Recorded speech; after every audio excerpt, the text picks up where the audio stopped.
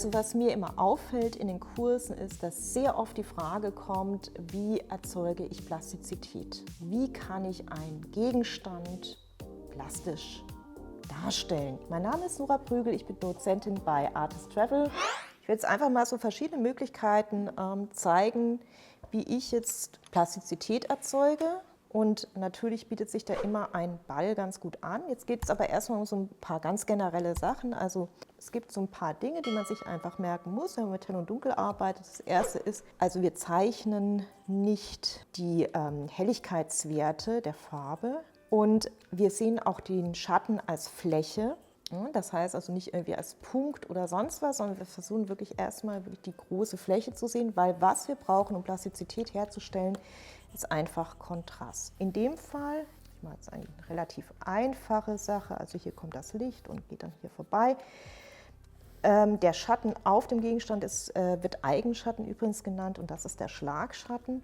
Und im Grunde, ich mache es mal ein bisschen größer, den Schatten, ist es so, dass wir erstmal das als eine Fläche sehen und ihn wirklich richtig rüberziehen. Und dort, wo es hell ist, das berühren wir nicht mehr. Ja? Das bleibt hell, das brauchen wir wirklich. Wir brauchen die Helligkeit, weil wir brauchen immer Kontrast für Plastizität. Und nur noch in den dunklen Teilen, in dunklen Bereichen versuchen wir zu differenzieren. Das ist jetzt erstmal so was ganz Allgemeines. Bei sehr vielen der Sachen, die ich euch jetzt zeigen werde, spielt diese im Prinzip hier eine große Rolle. Das erste ist, also es ist eigentlich total egal, mit was wir es eigentlich zeichnen. Wir können hier einen normalen Bleistift nehmen, wir können aber hier auch mal einen Tuschestift nehmen. So, das sind 3B. Also das erste ist wirklich klassisch mit einer sogenannten Linienschraffur. Und da kommt das Licht ungefähr. Ich mache das jetzt nicht so super genau, aber dass man da wirklich, wie ihr es vorhin schon gesehen habt, einfach ganz parallel und zieht die Flächen zusammen, so nach und nach immer dunkler wird, indem man diese verschiedenen Ebenen, wo ich rhythmisch quasi diese parallelen Linienschraffuren übereinander lege und immer bei jeder Ebene, wenn ich noch kleiner werde, noch dunkler werde, wieder ein bisschen drehe. Und so komme ich so langsam zur Plastizität. Ja, man kann das auch im Verlauf darstellen, dass man einfach sagt, das ist übrigens es ist keine Kreuzschraffur, es ist einfach eine Linienschraffur, wo die verschiedenen Schraffurebenen nur ein bisschen gekippt sind. Es gibt auch noch die Kreuzschraffur, aber ich habe jetzt eine Linienschraffur gemacht, wie ich die Linien eigentlich immer nur so ein bisschen gekippt habe. Es ist übrigens egal, in welche Richtung man schraffiert. Jeder hat so seine Lieblingsrichtung. Meistens ist es die Schreibrichtung. Ich muss gar nicht groß aufdrücken, aber dadurch gibt es so einen Verlauf. Ja. Die Kreuzschraffur, ja, damit kann man es auch machen, die ist ein bisschen aufgeregter. Kreuzschraffur ist eigentlich auch eine Linienschraffur, aber sie heißt halt Kreuzschraffur, weil da die Winkel etwas stärker gekippt sind. Da ist einfach alles quasi im Kreuz schraffiert. Also wenn ich jetzt die erste Ebene so ist, dann kippe ich um 45 Grad und dann geht es in die Richtung und dann in die Richtung. Es ist einfach so ein bisschen kleiner Unterschied. So, das eine ist ein bisschen leichter und das andere ist ein bisschen aufgeregter. Was ich aber auch sehr, sehr, sehr mag, das ist die sogenannte Kritzelschraffur. Die heißt tatsächlich so, das ist einfach eine Verdichtung von Linien. Im Grunde das Prinzip ist aber das gleiche. Ja? Ich habe wieder einen Bereich, der einfach hell bleibt, einen Bereich, der dunkel bleibt und dort, wo es am dunkelsten ist, da verdichte ich einfach die Linien noch etwas extremer. Aber im Grunde ist es genau das Gleiche, in grün, nur anders dargestellt.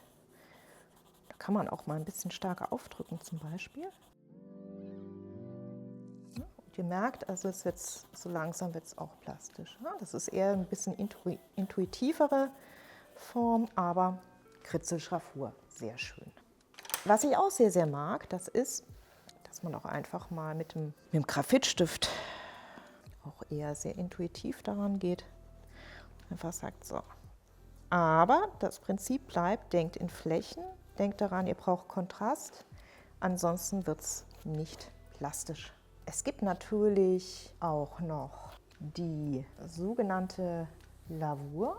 Ja, also das heißt, dass wir einfach, Lavur heißt, also kommt von lavare, waschen, dass man jetzt zum Beispiel mit Aquarell oder wir können auch gerne Graphit-Aquarell nehmen, dass ich dann einfach sage, ja okay, ich setze dort, wo der Schatten ist, setze ich einfach eine Fläche hin. Jetzt muss ich warten, bis es trocken ist, und dann kann ich nochmal drüber gehen und nochmal drüber gehen. Wie gesagt, Aquarell ist eine Lavurtechnik. Jedes Mal, wenn ich wieder eine Fläche drauf zeichne, male, dann wird das ein Tick dunkler. Ja? Also das ist die sogenannte Lavur. Auch hier wieder ganz wichtig, hell und dunkel.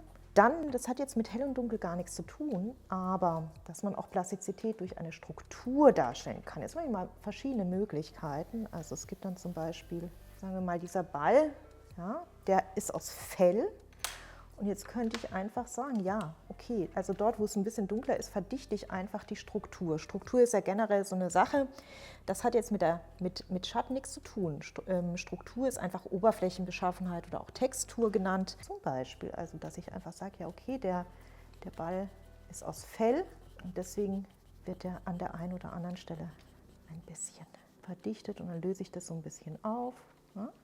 Und dadurch entsteht auch quasi Plastizität. Hier unten ist natürlich nicht die Struktur, da könnte ich jetzt ganz normal dann einfach einen Schatten hinlegen. Oder sagen wir mal, die Kugel ist vielleicht gemauert. Ja?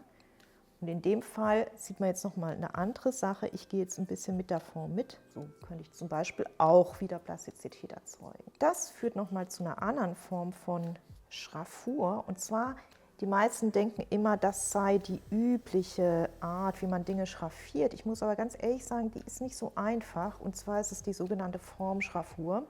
Das heißt, also wenn jetzt hier der Schatten ist, dass man immer mit der Form schraffiert. Das kann manchmal gut aussehen, das kann aber manchmal auch total manieriert aussehen. Da muss man ein bisschen entscheiden, ob es passt oder nicht.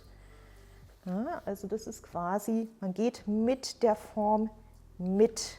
Trotzdem, unabhängig davon, wenn ich etwas zeichne, ja, zum Beispiel, sagen wir mal, wirklich so eine ganz wilde Form, ja, sowas, und ich weiß, es ist irgendwie plastisch, dann gehe ich generell ab und zu mal mit der Form mit, also formumschreibend. Und dadurch kann ich auch ein bisschen die Plastizität andeuten. Indem ich einfach nur die Plastizität mitdenke, werden Dinge plastisch.